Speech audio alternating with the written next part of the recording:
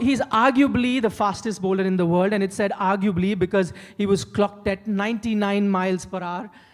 And then you had someone like a Shoaib Akhtar go past it, but I say arguably because in those days you had a very different way of measuring the speed. So this is a question I always wanted to ask Jeff.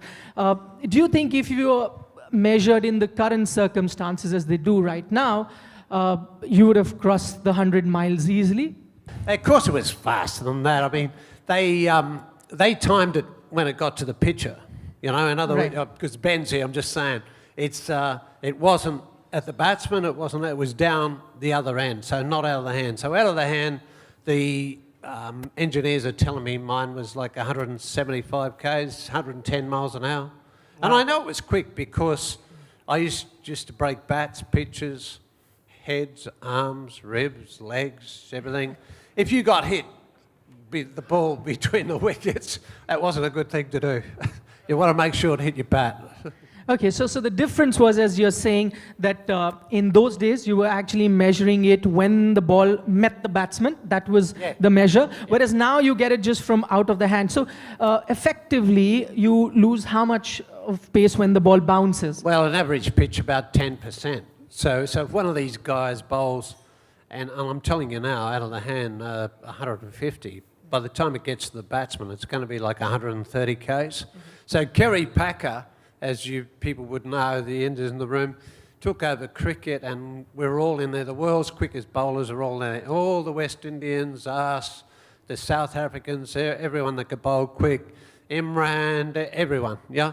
And then when he handed it back to the cricket again, but he still had the TV rights, the guys were miles slower than all of us. We'd all retired. And he's gone to his engineers.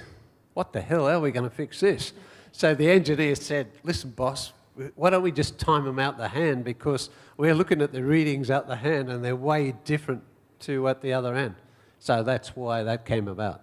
There are a few legends about Jeff which I've read of or heard from other Australian cricketers, and now that I have an opportunity to speak with him, I thought I'd confirm it from the man himself. So I've got, I think, a total of 6 of these legends about you. You've got to tell me if it's true and the story behind it. Dean Jones once told me that bowling at the WACA, I think it was a Sheffield Shield game, that the ball bounced on the pitch and then didn't bounce on the ground and hit the side screen behind the facing batsman. Is that true? That happened several times. So in other words, it hits the pitch, never hit the ground again, hits the side screen. So that tells you the heat it's got on it, right, how quick it is. And I hit that side screen several times. I hit the one in Sydney, I hit the one in Brisbane, and in club games, I've hit several. So it wasn't just a one-off fluke. Yeah. The only thing Australia could have done at the moment, have someone taller than Rodney Marsh to be the keeper, but I don't know why they still chose him, because the ball would be flying over his head most of the times. Okay, the other one is, because you mentioned Kerry Packer, I heard that you once won a fast bowling competition after sitting in the lounge and not playing and having a few beers. So you were having your beers, and then Kerry Packer tells you there's a fast bowling contest, and you say, okay, I'll participate. And that fast bowling contest, I think, had Imran Khan, had Michael Holding, and yet you won? I had them all, had everyone. Garth LaRue, Lenny Pascoe, Dennis Lilly, everyone. So I was banned, right? And I wasn't allowed to play because of contracts, because of the Australian Cricket Board. And so I'm sitting upstairs with Kerry Packer and Paul Hogan, you know, Crocodile Dundee and all this, and I'm just drinking, you know? And Kerry Packer, and I don't know if you met, who's met Kerry Packer in this room? Anyone? He was big and he was ugly and he had a lot of money. And he was the boss. And he's come up to me and he said, what are you doing here, son? I said, well, what else am I going to do, boss? I'm banned and this is what I usually do. I train with the boys. I come up here and drink and talk rubbish with you guys all afternoon. He said, the fast bowling competition's on downstairs. I said, so what? I'm banned. He said, son, I run this joint, I own this joint, get your ass down there and you better win. So he's obviously had a fair wager on me to win this bloody thing, and I didn't know. And I've been drinking beers for about 2 hours. And down I go, not dressed like this, but I'm dressed casual, you know, no tie and coat on.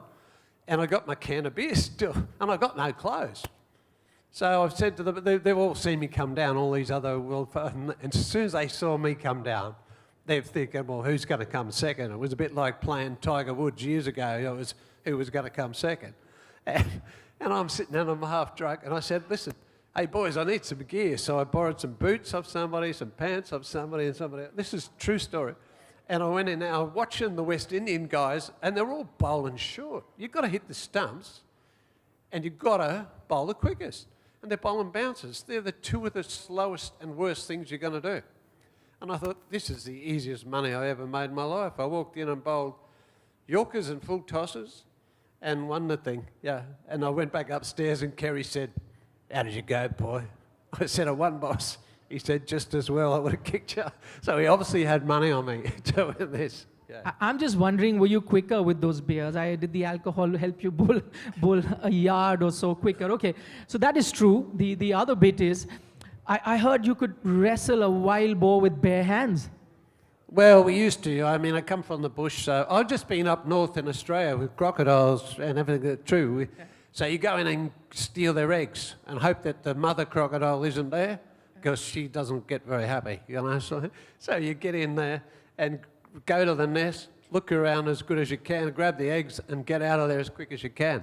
I love a bit of fun, but you do have a little gun on your hip just in case, but it doesn't help if it's a big crocodile. But I also had one go right under my boat. We went up, I got these photos of him, and I'm sitting right on the bow of the boat, and the croc comes in the water, and I forgot about our wash coming up, and the wash come. I nearly fell in on top of this bloody crocodile that was coming at us. But anyway, that's life. You've got to have a bit of fun in life. You've got to test yourself. Right, okay, two more stories left. There's one very famous story in 1975 World Cup. You hit Duleep Mendes so much with the ball, you left him black and blue, that the cop actually came to Duleep Mendes' room and said, do you want to file a criminal case against him? Is that a true story? I don't know, but I was pretty happy that I finished without hurting somebody really badly. And these days, something like that would happen, you know. Yeah, I mean, who knows? I was honestly happy to finish my career, and I know I shouldn't say it, but never killed anybody, because nobody had helmets back in those early days. You're bowling 100 and whatever miles an hour. I used to hit guys that didn't even move to play a shot. So in other words, they didn't pick it up. So they're sitting there and it's just bang, hits them and they're knocked out. So you're pretty lucky if you haven't damaged them in my time. Yeah. All right. Final story. This is a quote that's attributed to you. Let me see if it's true. You always told your fellow players, never refuse a young man an autograph because you never know he may have an elder sister. Yeah, that was another one of my, it was another one of my sayings. Okay, you said it. It did work pretty well, I'll tell you. Okay. All of those stories are true about Jeff Thompson right next to me.